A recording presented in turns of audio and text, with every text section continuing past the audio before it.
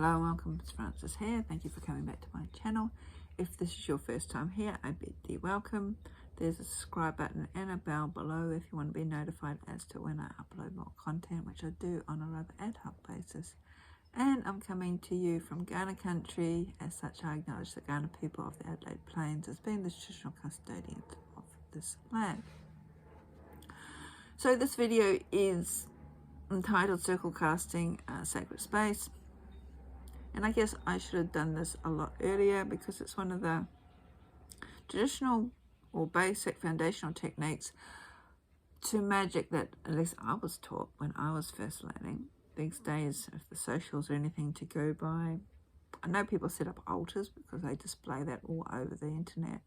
But I really don't know if people actually create sacred spaces and cast circles these days.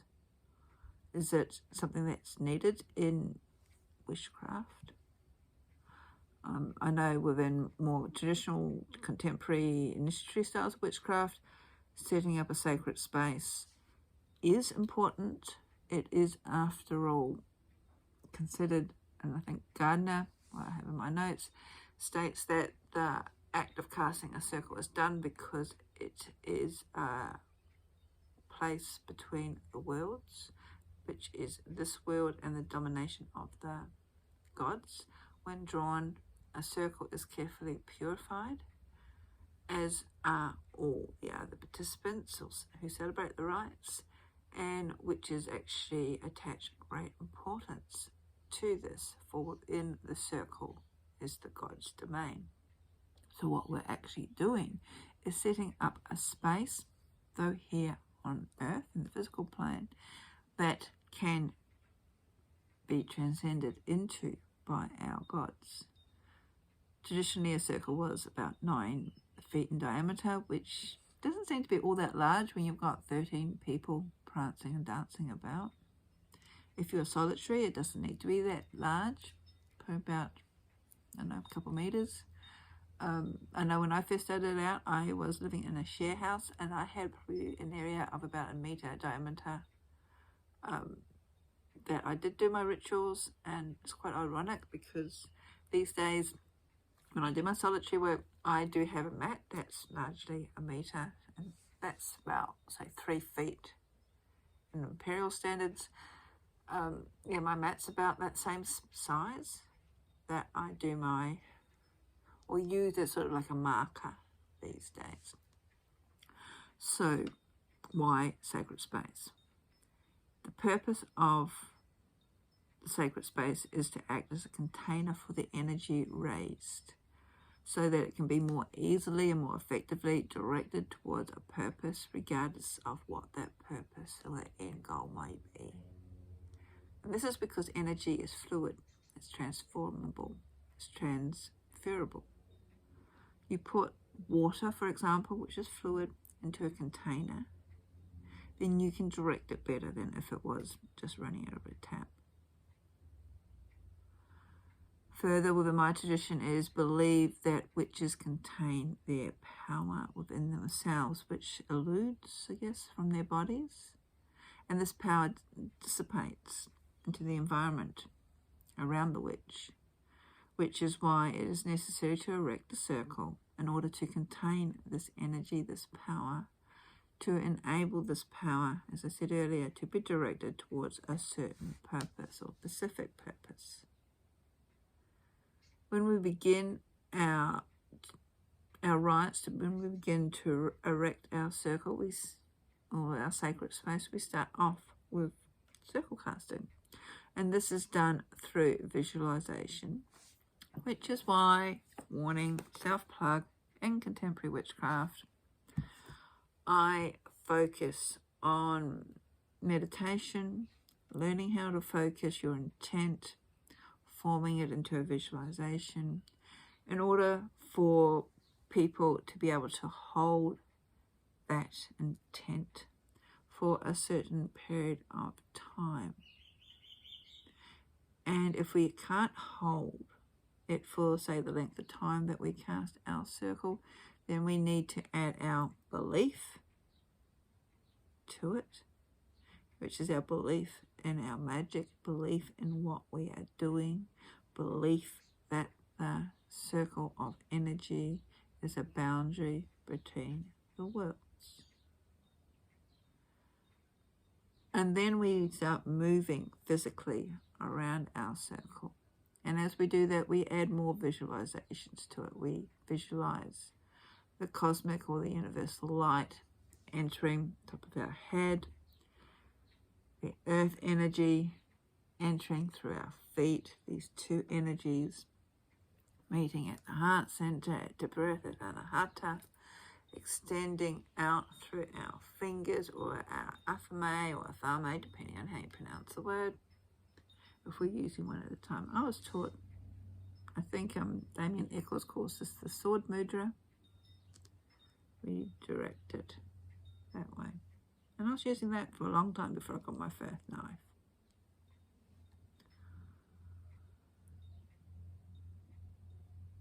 And when we move around our circle, we're visualizing these two energies coming up and moving out our finger. We're adding our belief to it. If we are, say, solitary and only have a meter space, we might be just spinning around on the spot. But this line that we are drawing around through this energy that is coming through isn't actually a line at all. It forms a sphere that goes over our heads and underneath our feet as well. So we are entering into its own sort of magical bubble that contains the energy that we are about to raise, and so we can be able to direct it more purposefully towards the goal. So the direction that we move in can cause issues, because I don't use the words clockwise and anti-clockwise because it doesn't work for us here in the Southern Hemisphere. I circle sunwise jigsaw with the sun. And this is because this is the way the energy naturally builds with the sun. And of course there are always exceptions. Well, you would go Widdershins to cast your circle going against the sun. That could be for darker workings. It could be for underworld workings. Or when at the end of your rite you want to call back your circle or end your rite.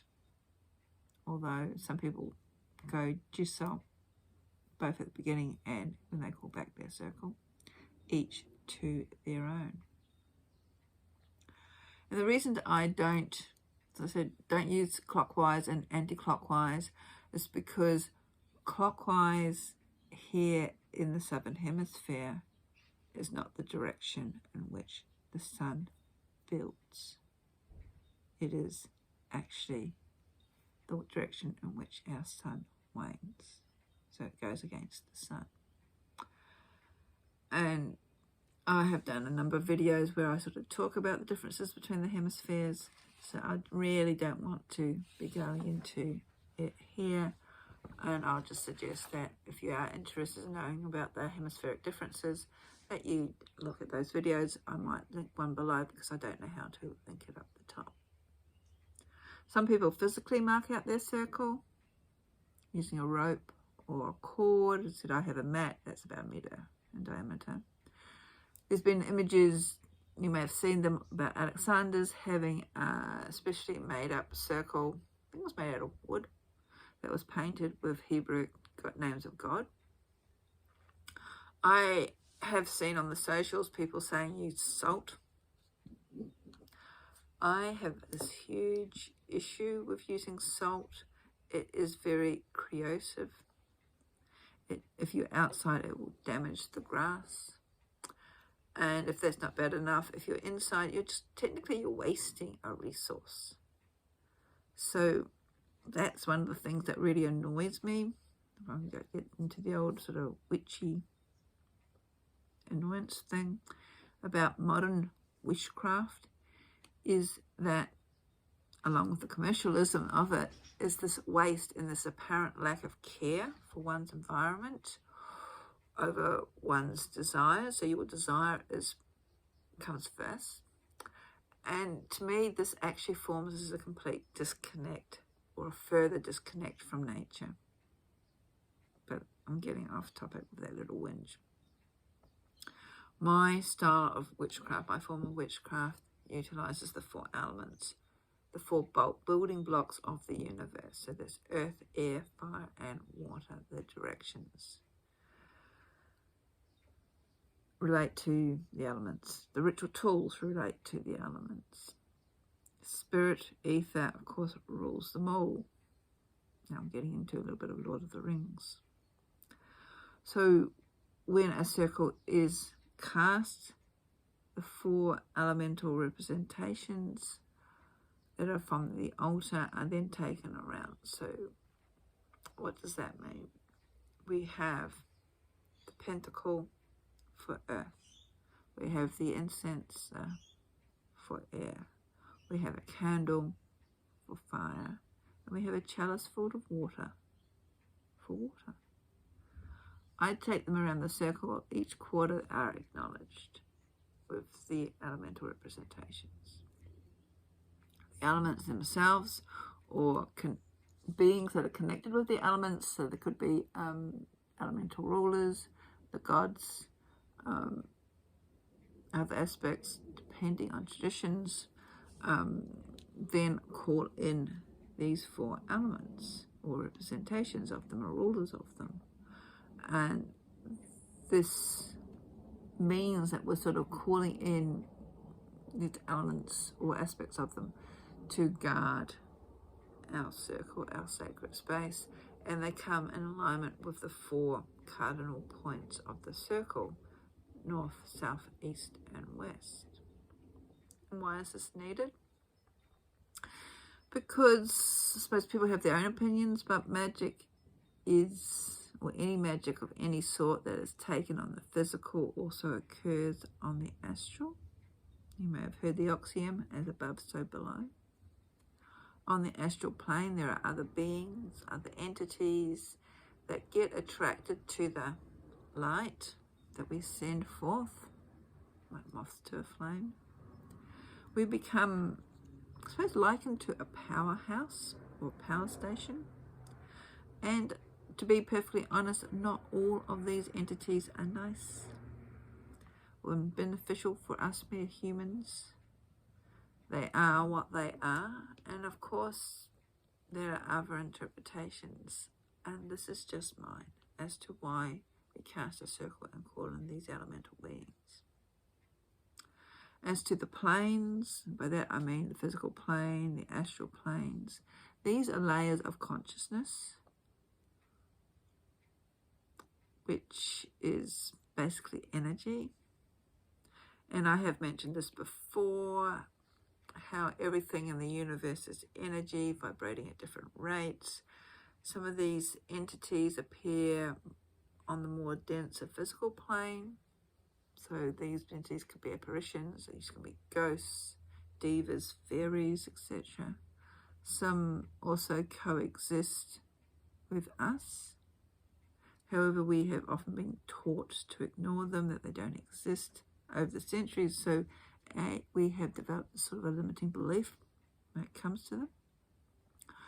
However, we may find ourselves every now and then out of our peripheral vision, out of the corner of our eye, actually gaining a brief sighting to them. And some people have reconnected with them as well. So elemental beings also strengthen and energetically erect the circle that we've cast. And these beings differ from person to person. As I said, they can be the 4 standard elemental beings that you find in a lot of the books come from ceremonial magic, probably means that they come from earlier sources. So we have sylphs, salamanders, undines, and gnomes. There's the kings and the rulers of the elements. There's also spirits and archangels that can also be called into a circle. So casting a circle, calling in the elemental quarters helps to protect our little space. So we raise our energy as well as protecting that energy. Now, if you are from another tradition or you're solitary, then naturally a lot of this doesn't really apply to you, but you can use it. Or you can use something else or nothing. It's entirely up to you. What I'm actually talking about is based on my tradition and also what I've got in contemporary witchcraft. So you're getting a little bit of an understanding as to how, from a more traditionally trained person, where we're coming from, and you can take whatever resonates with you. The next stage, especially within my tradition, is the religious aspect to it, where we call in the god and goddess, the divine masculine, the divine feminine, this polarity of the divine. And we call it into our space that we've put up, that we have erected, but also into our awakening consciousness. You can do it with archangels if you like. I prefer to just use the archangels as beings to go to the circles. I don't see deity as archetypes either. I work with them as deity.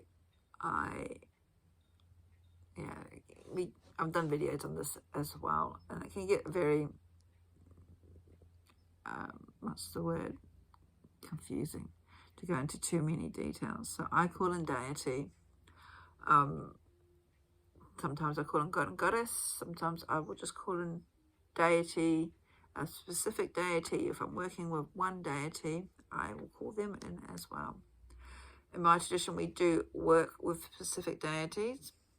However, you can work with whoever you resonate with. If you resonate, say, Hecate has got a huge sort of like drawing, you may work with her, so you may call her into the circle. You may like this polarity of god and goddess. You can call them in, or you might want to do a specific working for one deity, and that's fine. How you work is entirely up to you. Sometimes I would use generalized terms and see who rocks up, each to their own. What you're actually doing is opening up yourself and your circle to whoever comes along, if you're game enough. Yeah. So once your circle is cast, the elemental guardians or watchtowers are called in, deities invited. The next stage now is to, I suppose, commence your magical workings, whether it's a seasonal rite, a Sabbath, whether it's a lunar rite, an Isbat, whether it's meditation, spellcrafting, healing, whatever you want to do. You maybe just cast a circle to create a sacred space where you can do a divination. It's entirely up to you.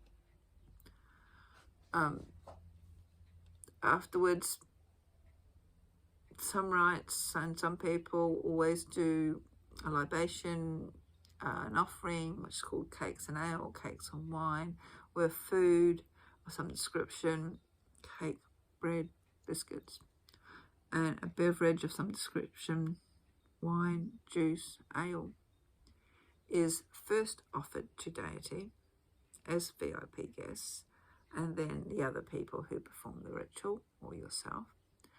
I came across a number of years ago someone putting out on their socials that they had done a working for Hecate and were giving her the scrapings or the scraps. I wouldn't recommend that at all. I would say if you're working with deity, treat them as VIPs and you can't go wrong. You treat them as if they are, I don't know, dogs to eat the scraps off the table. Good luck with your relationship with them. There's another reason why we have food, because it helps ground us. And if you are probably more energetically inclined, doing a ritual can actually send you into a higher or a different state of awareness, to consciousness, and that's not necessarily beneficial, say if you're driving anywhere. So food, a beverage, preferably not alcoholic, it doesn't have to be alcoholic, helps ground you, especially if you're driving or have to get up the next morning to do mundane tasks. The next stage after all that is to open your circle or call it back. There's different names. And I personally do everything in reverse order. It's a lot easier. The last thing that I did was actually call in deity, so I thank deity. I then dismiss and thank or invite the elementals to leave. I do tend to be a little bit more direct with the elementals because you really don't want them hanging around because they do have a tendency of causing havoc. Some of them do. As I mentioned earlier, when I call back my circle, if I'm doing a normal rite, I would actually go I'll actually go against the sun because to me that actually draws the energy back quicker than if I went use solar again. But the choice is completely yours. And then right at the end, I just make a statement that the ritual is over. Out of ceremonial magic, there's you knock and ring bells or stomp or something or clap your hands, and that sort of dispenses any energy that is hanging around as well. And it's already good for our conscious mind to make sure that we are all back in on this plane, so to speak. So that may seem like there's a lot of things to do in order to just cast a circle and do say, a spell. But each step has a purpose, and each step adds a layer to your ritual. And I suppose at the end of the day, your ritual actually begins right at the beginning, at the very first step of casting your circle, if not before, when you're actually contemplating or considering, yes, I'm going to be doing a ritual. That's when a ritual commences. That's when you first begin to ignite the energetic flow that begins to then connect everything else together. So remember the axiom, as above, so below. The thought, which is Ketha in Kabbalistic teachings, is just as important as the manifestation, Malkuth.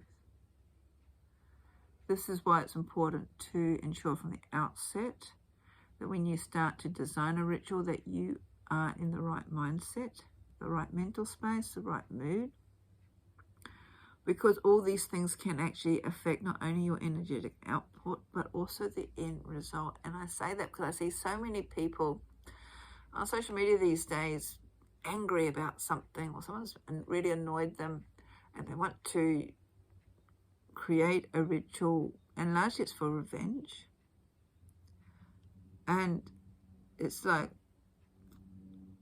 I'm not saying that you can't do that. I'm just saying if you're very emotive in that area, you're not actually focused, so your energy won't be focused. So your revenge could actually end up being something else or being directed at something else. I personally would recommend to take a couple of deep breaths, leave it for a day or so, and then if you are still feeling vengeful, then I guess go ahead. But working specifically from a highly emotive intent isn't always the best. Raising the emotion afterwards to that or equivalent emotional intent is different, because it means that energy is actually raised and focused a little bit better. Another thing to actually keep in mind is that there tends to be a lot of real magic actually occurring in your mind's eye, in your psychic sense, on the inner planes or the astral. So going back to that magical axiom that I've been mentioning, this is the as within, so without. So what you are seeking to manifest into reality. As within, the focus. As without, the manifestation. After all, what we manifest in our circle, which is the microcosm, also manifests externally the macrocosm, and vice versa. And this is the way of magic. Or it is, at least, the way that I was taught. I don't know if it still applies today. But it certainly gives you something to think about. Blessings.